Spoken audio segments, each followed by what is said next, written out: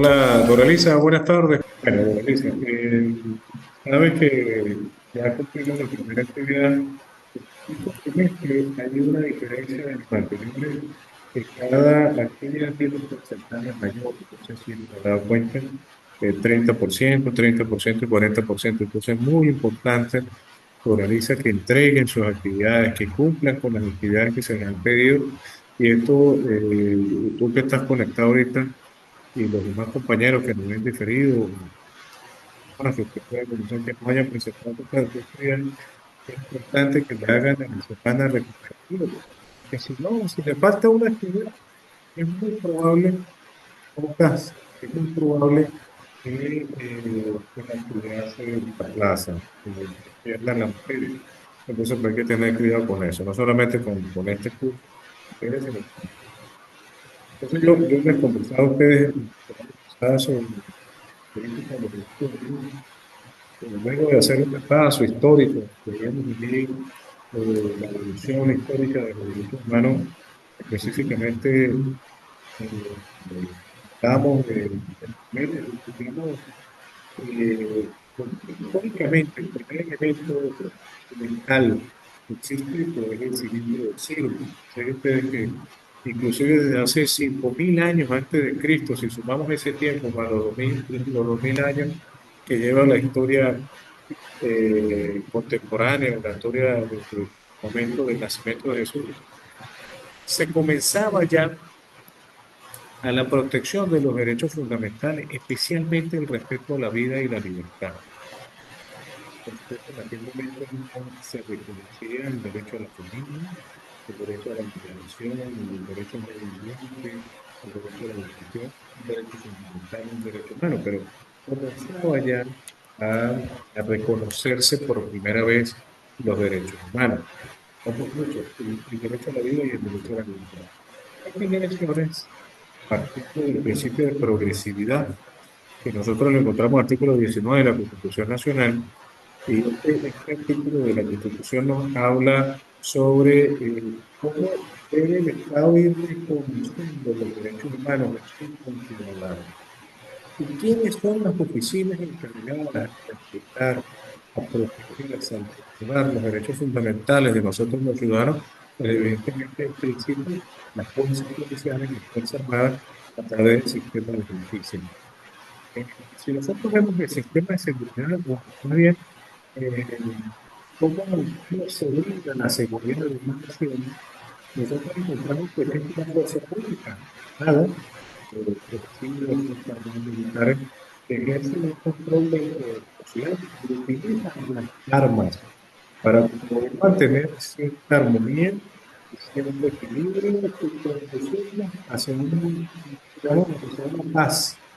De alguna u otra forma, es difícil alcanzar, pero procuramos tener paz en nuestra comunidad. Eso evidentemente lo hace la fuerza policial. Pero allí existe una enorme responsabilidad porque el funcionario policial es el representante del Estado. Yo considero que tú has visto en la justicia documentos en Venezuela en el año 2014, 2017, donde allí se presentaba una situación de una manifestación pública donde unas personas fallecieron producto del exceso de la fuerza policial. Y allí se fracturaron las comisiones desde el punto de vista penal, moralista, eh, evidentemente para castigar al funcionario policial y evitar que haya un delito. Esa es la obligación del Estado. Hay en Venezuela, por ejemplo, una ley especial que entró en vigencia en el año 2013 que tiene que ver con la cultura de los ciudadanos distinguidos por un funcionario policial. Entonces, más o menos ese es cómo el Estado tiene la responsabilidad de proteger y salvaguardar los derechos humanos. Fíjate, un derecho humano también es el derecho al trabajo. El derecho al trabajo es considerado un derecho humano, pero el Estado no está en obligación de brindarle a usted un empleo de manera directa o brindarme a mí de manera directa un empleo, pero sí debe dar las condiciones necesarias, proveer las condiciones necesarias económicamente hablando, para que podamos tener todos en la medida de nuestras capacidades empleos que permitan un ingreso, que permitan tener una calidad de vida, tener acceso a los bienes y servicios, no solamente de manera individual, sino también de nuestra familia. Entonces, una de las características que yo le decía a ustedes que averiguaran, fíjate, la universalidad es uno de los ejemplos o una de las características más importantes de los derechos humanos. La universalidad tiene que ver al alcance de los derechos humanos. No existe discriminación, o no puede existir discriminación de ningún tipo basada en su condición económica, basada en su creencia religiosa, basada en su sexo, basada inclusive en la ubicación geográfica donde nos encontramos. La lucha de los derechos humanos, Moraliza, ha sido, yo muy siempre esencial. lo digo en clase, una constante lucha en que estos derechos sean conquistados y permanezcan en el tiempo. Un ejemplo de esto, en los países de Medio Oriente, en los países árabes, nosotros vemos, hemos visto, o ha sido público, notorio y comunicacional en la prensa, cómo, por ejemplo, a la mujer no se le permite el acceso a la educación superior, siendo la educación un derecho humano. Nosotros en la clase anterior veíamos en la Declaración Universal de los Derechos Humanos, que fue promulgada el 10 de diciembre de 1948, nosotros allí observamos que uno de los derechos fundamentales es la educación. Pero hay ciertas sociedades por un tema cultural, por un tema, por una alta influencia religiosa o creencia, pues no se cumple a cabalidad con lo que la Organización de las Naciones Unidas quiere que se expanda en toda la sociedad. Entonces, es un ejemplo de cómo allí encontramos una clara violación de un derecho humano. Hablamos entonces que los derechos humanos son universales porque nos corresponden a todos, organizan. Y en cualquier momento, no importa si está privado de libertad. Otro de los ejemplos, o mejor dicho, otra de las características importantes de los derechos humanos es que son imprescriptibles. Y te pregunto nuevamente, ¿qué crees tú que sea esa palabrita? Imprescriptible.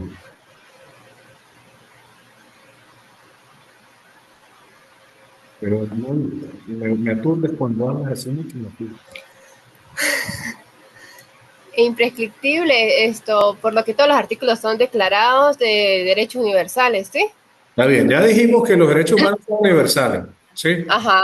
Ya dijimos que son universales. Ahora, ¿por qué decimos que los derechos humanos son imprescriptibles? Esa, ya dijimos que es una característica. Otra característica de los derechos humanos es que son imprescriptibles. ¿Qué crees tú que signifique eso, que sean imprescriptibles los derechos humanos? ¿En qué podemos beneficiarnos nosotros como seres humanos? Lo prescriptible, mire, escúchame esto, oraliza, para que lo comprendan. Tiene que ver con el tiempo. Cuando uno usa la palabra imprescriptible, habla de una prescripción.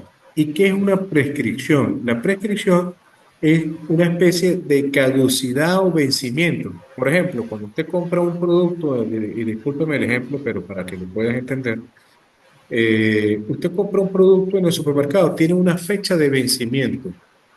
Los derechos humanos no vencen, no caducan, son imprescriptibles, están en el tiempo, permanentemente y en cualquier momento, para cualquier generación. Y ya vamos a hablar de las generaciones. Otro de las características de los derechos humanos es que son inalienables e indivisibles. Lo indivisible es que usted no puede dividir, es decir, usted no puede decir, yo tengo la mitad de mi vida o yo tengo la mitad de mi libertad. No. Y inalienable es que no pueden ser objeto de embargos. Embargar un derecho humano es imposible. Cuando se desarrollaron los derechos humanos, te comento y hago énfasis mucho en la Declaración Universal de los Derechos Humanos, históricamente fueron, digamos, acumulándose o agrupándose más bien en generaciones. Cuando hablamos de derechos humanos de primera generación, y esto no se te olvide porque es pregunta de examen, lo digo así. Cuando uno habla de las generaciones de los derechos humanos, la primera generación habla de los derechos políticos y civiles. Los derechos políticos, por ejemplo, el derecho a participar en el sufragio, en la actividad política del Estado. Los derechos civiles tienen que ver principalmente con el derecho a la vida, el derecho a la libertad, a un juicio justo, con las garantías necesarias y el respeto al debido proceso. Eso, en teoría, o a grosso modo, es lo que contemplan los derechos políticos y civiles. En Venezuela, Doraliza, no sé si lo dije en la clase anterior, hasta el año de 1948, 1950, se le permitió a la mujer participar en la vida activa política del Estado. Antes, la mujer no podía participar mejor dicho, no tenía derecho a ejercer el sufragio y mucho menos ser candidata o postularse a la elección de sufragio. Los derechos de la mujer en la Revolución Francesa hay un ejemplo de la lucha por el respeto de los derechos de la mujer. Marianne Huguet, el apellido o el nombre de esta joven francesa en la Revolución Francesa, luego de que se publican los derechos del hombre y del ciudadano. Ella reclamaba también los derechos de la mujer y la ciudadana. Entonces, yo le decía a ustedes que los derechos humanos buscan proteger sin distinción de ningún tipo porque los derechos humanos son universales. Entonces, fíjate, en aquel momento de la Revolución Francesa, don Lisa, uno de los principales artículos o textos importantes en el desarrollo de los derechos humanos fue la Declaración de los Derechos del Hombre y del Ciudadano. Esta joven francesa, muy activista de los derechos humanos, especialmente de la mujer, pues reclamó y dijo, ¿por qué solo los derechos del hombre y del ciudadano? ¿Por qué no los derechos de la mujer y la ciudadana? En aquel momento no se le reconocían los derechos humanos o no había una igualdad entre el hombre y la mujer. Bueno, esta señora, por reclamar su derecho, la decapitaron, la llevaron a la guillotina y la asesinaron. Entonces, es un ejemplo también cómo la conquista de los derechos humanos no es fácil, no es sencillo, ha sido por un gran esfuerzo. Fíjate que en las épocas modernas, donde uno cree ya no ver conflictos armados, donde la población civil se ve inmiscuida, vemos, por ejemplo, en Colombia, yo sé que usted ha visto la noticia, en la región del Catatumbo colombiano, allá en los enfrentamientos entre grupos irregulares, entre la FARC y el ELN, pues han cobrado vidas de la población civil que en absoluto tiene nada que ver con ese conflicto armado. Se estima que más de 200, más de 300 personas han fallecido en un plazo de 15, 20 días, un mes, en este conflicto que está allá en Colombia. Pero es una violación al derecho internacional humanitario. También yo le explicaba en la clase anterior que había que distinguir lo que eran los derechos humanos y había que distinguir lo que era el derecho internacional humanitario. Los derechos humanos recogen todos los derechos que le son consagrados al ser humano, que ya lo hemos repetido varias veces en clase. Pero el derecho internacional humanitario recoge la forma, o mejor dicho, establece los dispositivos legales de cómo debe hacerse la guerra. Sobre eso, inclusive, ya hay dispositivos legales, ya hay formas legislativas que van a buscar el respeto no solamente a los grupos armados que están en conflicto, sino a la población civil. Por ejemplo, el respeto a las personas que han sido capturadas en el conflicto armado. Bueno, entonces eso es más o menos lo que quería comentarte hoy sobre las características, sobre la generación. En la segunda generación, importante, encontramos los derechos económicos, sociales y culturales. Y en la tercera generación encontramos los derechos que corresponden a nuestro medio ambiente. Algunos doctrinarios en materia de derechos humanos que hablan sobre el tema del acceso al Internet lo clasifican en los derechos humanos inclusive de cuarta generación. El acceso al Internet, a la inteligencia artificial como la conocemos hoy en día, en algún momento puede, o mejor dicho, no es que pueda considerarse, no, está considerado como un derecho humano de cuarta generación. que nos corresponde a todos los ciudadanos el acceso al servicio de Internet. Bien, vamos a revisar en la Constitución Nacional, le explicaba yo en la clase anterior, Lisa, el tema de los derechos humanos sobre su rango constitucional.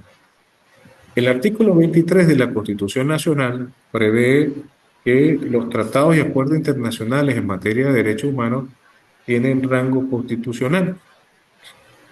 También esto es importante desde ahora manejarlo, que si tienen prevalencia sobre el orden interno, no significa que esté por encima de la Constitución Nacional, porque el artículo 7 de nuestra Constitución establece que la norma suprema es el compendio jurídico que forma parte de la Constitución Nacional. Uno de los aspectos más que resulta, yo diría, obstructivo para los tratados internacionales relacionados con los derechos humanos es la soberanía.